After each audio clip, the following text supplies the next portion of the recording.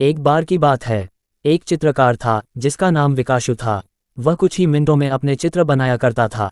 उसकी बनाई हुई पेंटिंग करोड़ों रुपयों में बिकती थी। एक दिन वह अपने किसी काम से कहीं जा रहा था तो उस रास्ते में एक औरत मिली। उस औरत ने विकाशु से कहा कि वो उसके लिए भी एक पेंटिंग बना ले, लेकिन विकाशु को देर हो रही थी। उस औरत के बार बार कहने पर विकाशु ने उसकी बात मानकर उसकी एक सुंदर सी पेंटिंग बनाई और पेंटिंग उस महिला को देते हुए कहा कि लो, ये करोड़ों की पेंटिंग है। और ये कहते हुए विकाशु चला गया। उसके जाते हैं वह औरत हंसने लगी और बोलने लगी कि मुझे मूर्ख बना रहा है, और वह औरत भी अपने घर को चली गई। जाते जाते वह सोचने लगी कि यदि मैं इस तस्वीर को बेच दूं, हो सकता है कि यह तस्वीर सच में करोड़ों की हो। वह औरत उस तस्वीर को बेचने गई तो उसने देखा कि वह तस्वीर सच में करोड़ों रुपयों में बिकी। वह औरत फिर से विकाशु के पास गई और कहने लगी कि मुझे भी ऐसी पेंटिंग बनाना सिखा दो। उसके लिए आपको जितना भी धन चाहिए मैं दे दूंगी।